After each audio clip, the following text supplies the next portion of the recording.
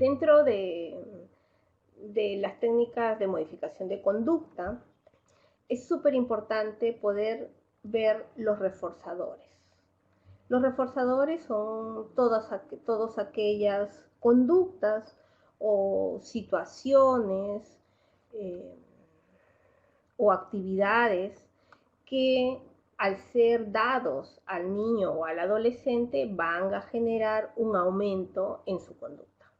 Entonces, los reforzadores pueden ser de diferentes tipos. Uno de ellos son reforzadores materiales, reforzadores de actividad y los reforzadores sociales. Cuando nosotros hablamos de reforzadores materiales son aquellos básicamente que uno menciona, que uno puede comer, ¿no? Cualquier tipo de comida, puede ser fruta, agua, refresco, gaseosa, o también pueden ser objetos materiales, un lapicero, un sticker, etc. Y los reforzadores de actividad son precisamente aquellos que no son costosos, pero que son súper importantes, como son realizar actividades que le guste al niño o adolescente. Y la actividad puede ser desde conversar, acompañarlo a patinar, acompañar a montar bicicleta, escuchar música, etcétera. No requieren un costo, pero sí requieren básicamente tiempo efectivo. Y el otro tipo de reforzador son los reforzadores sociales. Los reforzadores sociales son los más importantes y es lo que uno busca, que permanezcan con la persona. Y son una sonrisa, un abrazo, un guiño, una muestra de afecto. Entonces, lo que uno busca es, en un programa de modificación de conducta, uno tiene que ver que estos reforzadores tienen que estar presentes, todos. Uno de los grandes errores en los programas de modificación de conducta es que a veces se quedan solo con reforzadores materiales. Entonces los reforzadores materiales por sí mismos no ayudan, y ahí viene una de las grandes críticas que dicen, pero mi hijo se está volviendo muy interesado porque para todo me está pidiendo ¿qué me das? ¿O cuánto hay? ¿Qué hay a cambio? Entonces eso dice, hay una idea general sobre lo que son las técnicas de modificación de conducta, pero el gran problema es que se han quedado solo en este nivel muy básico. Lo que vamos a ir viendo acá es la importancia que tiene que haber siempre un reforzador, tiene que estar siempre unido a un reforzador social y también a reforzadores de actividad. Eso es lo que uno busca, que lo que quede sean los reforzadores sociales. Los reforzadores materiales son una pequeña ayuda que uno da al inicio, pero no es lo fundamental. Un punto importante se va viendo es cómo identificar cuáles son los reforzadores adecuados. Es la pregunta, ¿no? Entonces, los reforzadores no tienen que ser costosos, ¿no? No es que tengo que ser la entrada al cine, la zapatilla de tal marca, el polo de tal cosa. No, lo que uno tiene que hacer es hacer, por eso les he puesto ahí un menú. ¿Qué significa un menú? Quiere decir una variedad donde yo no solamente tenga que dar siempre lo mismo, porque cuando uno da siempre lo mismo, precisamente da este efecto, que es la saciedad. Y ustedes, de repente, en su práctica o en la vida cotidiana, uno muchas veces escucha o ve a los niños que muchas veces en los nidos o a veces hay una como sobresaturación de stickers y a veces tiene a los niños con un montón de stickers en la cara o en la mano. Entonces tú le quieres dar uno y te dice, no, ya no, porque ya el niño se saturó y el niño se sació. Entonces lo que uno tiene que ir buscando es, uno tiene que ser súper creativo aquí para ir viendo qué cosa es lo que le gusta y cómo tengo estos reforzadores, básicamente por la entrevista. Por eso es que nosotros consideramos súper importante el buen manejo de una entrevista, ¿no? Entonces, en la entrevista, que uno la puede hacer con los papás, o si no están los papás, con los cuidadores, que a veces es la abuela, la tía, la nana, la muchacha, etcétera, que nos vaya diciendo qué cosa le gusta. Y a veces pueden ser cosas simples, desde que le hagan gelatina en la casa, gelatina de tal sabor, o la canchita, etcétera, o le gusta que lo acompañe a patinar, etcétera, pero hacer una lista. Eso es lo importante para evitar precisamente el principio de saciedad. Y otro concepto importante es el principio de privación. ¿A qué se refiere con el principio de privación?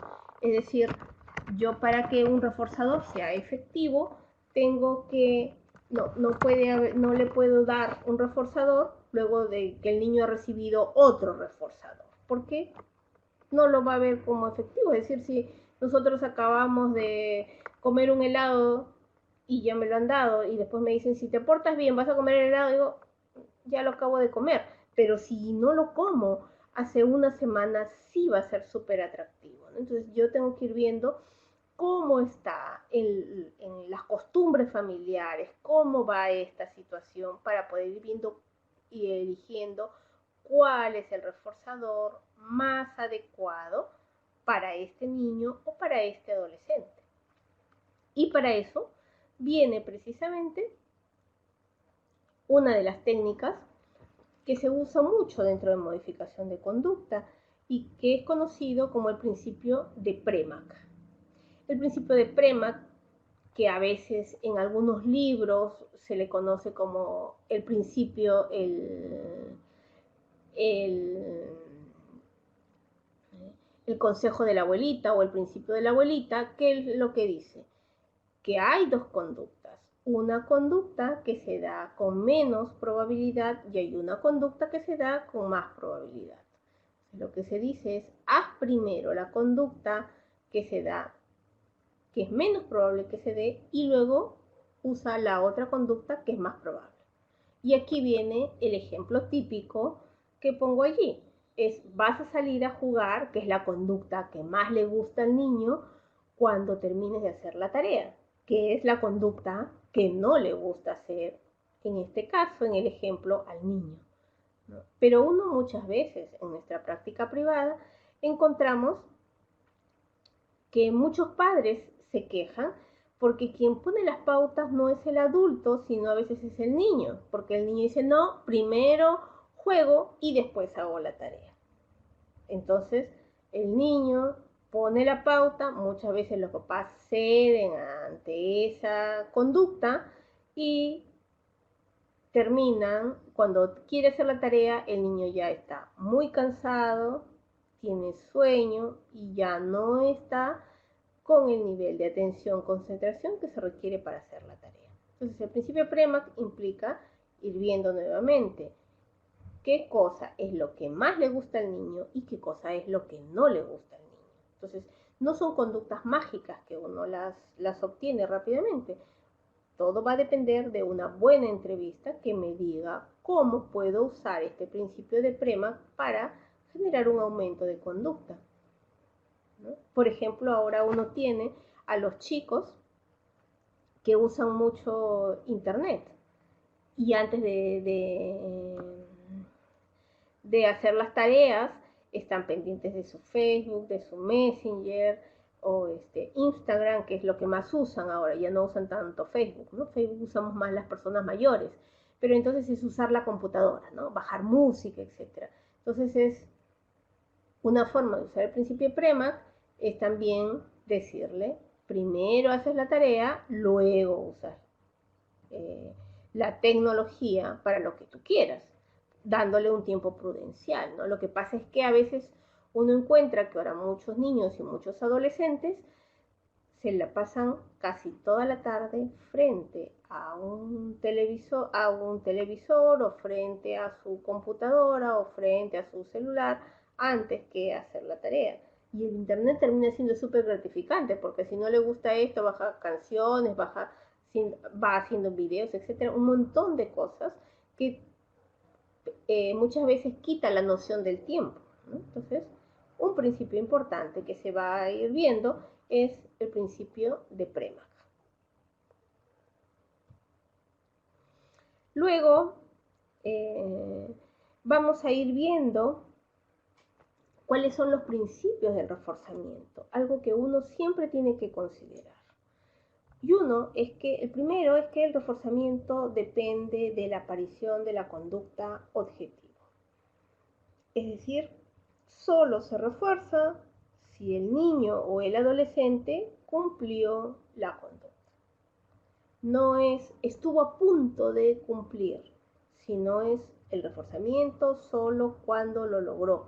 Pero para eso, un punto importante es que se le diga a la persona qué cosa es lo que se espera de la persona, ¿no? Yo espero que estudies 2 horas. Yo espero que porque el gran problema de muchos padres es que lo que mencionan es, yo quiero que te portes bien, pero no se dice qué cosa es portarse bien. Entonces el chico puede pensar que portarse bien es dormirse temprano, pero de repente para el padre portarse bien es que no traiga ninguna anotación en el colegio. O para el padre puede ser que no tome nada de alcohol. Y para el chico eso no es portarse bien. O sea, un punto importante es tener en claro qué cosa es mi conducta objetivo. Y eso es sumamente importante porque eso implica el psicólogo tiene que ayudar a la familia que nos busca a operacionalizar la meta. Decirle qué cosa es lo que espera. ¿Ok? El otro principio del reforzamiento es la conducta objetivo debe ser reforzada inmediatamente después de exhibirse.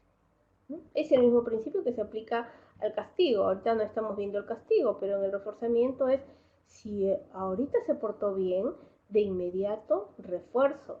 No le digo, ok, ya lo hacemos la siguiente semana o el fin de semana.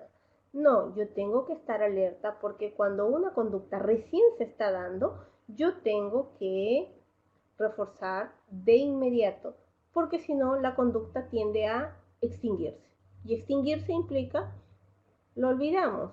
Si nosotros un día, es como decir, si nosotros un día eh, nos peinamos de una determinada manera y nadie nos dijo nada, decimos, ok, esto no me queda de repente tan bonito y dejamos de realizar la conducta. Lo mismo se basa muchas veces, y aquí uno tiene que trabajar muchas veces con las creencias de los adultos o de los padres, de que no tengo por qué decirle, que es un reforzador social. Cuando vimos una de las primeras diapositivas, veíamos un tipo de reforzador, es el reforzador social, que tú dices muy bien. Entonces, pero muchos padres o muchos adultos tienen la idea de que, ¿por qué le tengo que decir si es su obligación portarse bien? Él tiene que saber qué es lo que está bien. Entonces, muchos padres a veces sí están muy pendientes cuando se equivocaron y rápidamente castigan, pero cuando se porta bien no dicen nada. Entonces, lo que uno plantea es, si es que la persona logró la conducta meta, logró la conducta que nosotros queríamos, se tiene que reforzar. Y ese reforzamiento tiene que ser inmediato, sobre todo el social. El físico puede esperar, por eso es que uno tiene que ir viendo cuándo aplicar el refuerzo físico y si es posible aplicarlo durante la semana, pero uno le advierte a la persona, no te lo doy hoy día, pero lo vamos a hacer el fin de semana. El otro principio es durante las etapas iniciales del proceso de cambio, de modificación de conducta, mientras la conducta se está instalando, la conducta se debe reforzar cada vez que aparece, lo que estábamos viendo, ¿no? O sea, no es más adelante, no, de inmediato, tiene que ser de inmediato. El otro principio es cuando la conducta alcanza un nivel de frecuencia satisfactorio y se refuerza intermitentemente.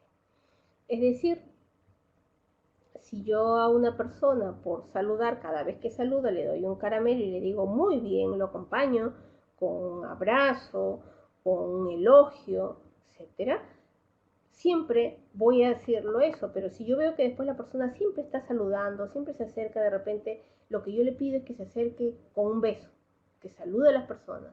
Entonces, si la persona logra esta conducta y yo veo una semana, la conducta está instalada, lo que hago es, ya no doy el caramelo de inmediato, daré el caramelo cada 3 saludos y después de eso recién lo voy a hacer cada 4, cada 5 voy espaciando el refuerzo físico. Ojo, no el refuerzo social, porque el refuerzo social siempre se tiene que dar, ¿no? Y eso tiene que ver precisamente con el principio 5.